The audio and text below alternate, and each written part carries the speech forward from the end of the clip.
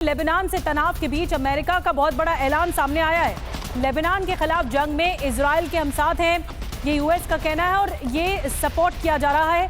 सीधी जंग हुई तो इजराइल का साथ देंगे, यूएस की तरफ से कहा जा रहा है सहयोगी इजराइल का साथ नहीं छोड़ेंगे।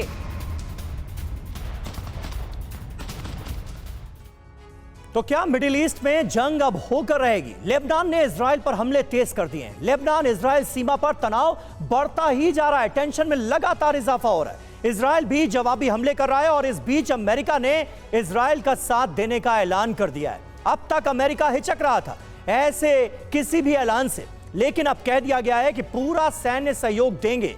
यह फैसला हुआ तब जबकि इजरायली डेलीगेशन अमेरिकी डेलीगेशन से मिला। इजरायली डेलीगेशन में तजाची होनेगबे जो कि इजराइल के राष्ट्रीय सुरक्षा सलाहकार हैं वो मौजूद थे। रॉन डर्मर जो इजराइल के सामरिक मामलों के मंत्री हैं वो भी थे। इनकी मुलाकात जैक सुलिवन जो कि अमेरिका के एनएसए हैं उनसे होती है। इसके अलावा अमेरिकी विदेश मंत्री एंटनी ब्लिंकन भी इस मीटिंग में मौजूद रहे। और इस बीच एक और बड़ी खबर आपको बता दें, लेबनान की धमकी से डरा है साइप्रस। बेरूत में साइप्रस का सुरक्षा प्रतिनिधिमंडल और लेबनान की मदद का भरोसा दिया गया है।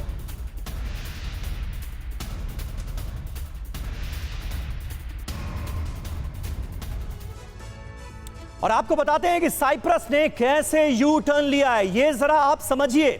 किस तरह से हिजबुल्लाह के साथ खड़ा ये नजर आ रहा है। लेबनान से डरा साइप्रस, हिजबुल्लाह को समर्थन का ऐलान कर दिया गया है। कह दिया गया है कि हम हिजबुल्लाह का सपोर्ट करेंगे। लेबनान ने जो धमकी दी थी उसके बाद उसके रुख में ये पूरा का पूरा यू टर्न हम देख रहे थे। जी हाँ, और पहले ये कहा गया था कि हम युद्ध से दूर हैं, पहले इस बात के लिए कहा गया और फिर पहले दावा किया गया कि शांति के पक्षधर हैं और अब कहा कि हिजबुल्लाह के साथ हैं। तो ये एक बड़ा यू टर्न है समीर जो सामने। बिल्कुल, सुमित चौधरी हमारे साथ मौजूद है। सुमित, जरा हमारे दर्शकों को समझाइए साइप्रस का ये जो रुख है, हिजबुल्लाह को सपोर्ट का ये जो ऐलान किया गया है, इसका परिणाम, इसके नतीजे क्या हो सकते हैं? देखिए, साइप्रस इस समय ना सिर्फ डरा हुआ है, साइप्रस को लगता है कि इजराइल तो ये वॉर करेगा ही करेगा। कहीं ऐसा ना हो कि इस वॉर के अंदर उसके जो मेन बेसिस हैं या उसके में जो मेन एरियाज है उसको टारगेट करना शुरू कर दे। क्योंकि ये आप मान के चलिए कि इजराइल भले ही हमास के खिलाफ भी लड़ रहा हो, लेकिन हमास का खात्मा भी 8 महीने में नहीं कर पाया। और लेबनान के अंदर भी अगर वो जंग में उतरता है तो फिर ऐसा नहीं है कि हिजबुल्लाह का खात्मा तुरंत कर दिया जाएगा। लंबी वॉर होगी, ये लंबा ऑपरेशन होगा और इसी वजह से साइप्रस चाहता है कि वो न्यूट्रल एक तरीके से पोजीशन ले ले। आपको याद होगा नसरुल्लाह की तरफ से जब कहा गया कि देखिए हम साइप्रस पर भी हमला करेंगे, उसके बाद तुरंत साइप्रस की तरफ से कहा गया कि हम दोनों ही देशों के साथ वैसे ही संबंध रखते हैं और हम नहीं चाहते कि किसी एक तरफ को हम जाएं। और उसके बाद एक प्रतिनिधि मिलने भी गया और अभी मैं आपको बताऊं कि कल भी इजराइल की तरफ से रिपोर्ट आई इंटेलिजेंस की तरफ से कि 4 बड़े बेसेस साइप्रस के लगातार उनके टारगेट पे है। 300 से ज्यादा मिसाइल हिजबुल्लाह की तरफ से डिप्लॉय कर दी गई। तो और ज्यादा साइप्रस डर गया क्योंकि उसको लग रहा था कि देखिए अगर इनमें से कुछ भी मिसाइल टारगेट की गई या फिर जंग की हालात के अंदर अगर हिजबुल्लाह ने वैसे ही प्रिकॉशनरी तौर पर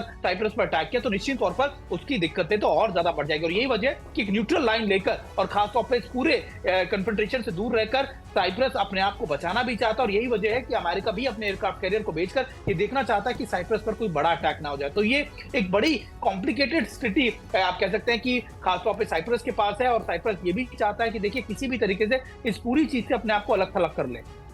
बिल्कुल बड़ी बात कह रहे हैं सुमित कि ये बहुत ही ज्यादा कॉम्प्लिकेटेड सिचुएशन थी और इसीलिए लेबनान की धमकी के बाद साइप्रस का ये रुख देखिए कैसे बदलता है।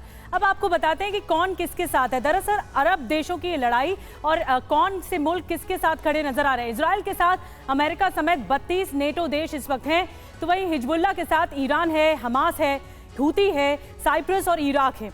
इसके यही वजह है और जंग का दायरा बहुत ज्यादा बढ़ता जा रहा है। यही वजह है कि अरब में जंग का खतरा बढ़ रहा है और इसीलिए सोए सर मैं आपके पास आ रही हूँ।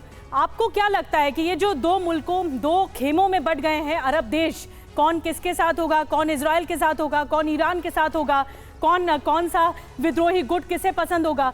ऐसे में कितने खतरनाक हालात हो जाएंगे जंग जैसे? बिल्कुल निधि जी, ऐसा है कि इस समय जो सिचुएशन है, मैं कई बार बड़ा हैरान होता हूँ कि जब इजराइल हमास के ऊपर हमला कर रहा था तो तब हिजबुल्लाह ने लिमिटेड अटैक किया, अटैक करता रहा, लेकिन एक अपनी जो उनकी ताकत है उस पूरी ताकत का इस्तेमाल नहीं किया। अब जब देखिए कि हमास एक तरह से, इजराइल एक तरह से पूरी तरह से फैल चुका है गाजा इलाके में और तकरीबन बहुत बड़ा रिएक्शन नहीं करने में सक्षम है हमास, तब अब इजराइल ध्यान दे रहा है हिजबुल्लाह की तरफ। और हिजबुल्लाह मैं मानता हूँ ताकत काफ़ी है, लेकिन अभी तक उन्होंने इतना वायलेंट रिएक्शन क्यों नहीं किया, बल्कि हुती ज़्यादा कर रहे थे हमास के सपोर्ट में। तो क्या हिजबुल्लाह इजराइल से डरे हुए हैं अंदर ही अंदर कि भैया बहुत ज़्यादा किया तो ये हमारे अंदर अचानक अटैक करके, जैसे निनत जी बता रहे थे कि 6 डे वॉर में पूरा ही 2/3 हिजबुल्लाह को धकेल दिया। दूसरी तरफ इजराइल की चिंता ये कि क्या करें, लगातार अटैक आ रहे हैं, क्योंकि सीमावर्ती गांव वाले कहते हैं इसको हम ख़त्म करो, हम रोज़ रोज़ हमारे घरों में रॉकेट नहीं आ सकते।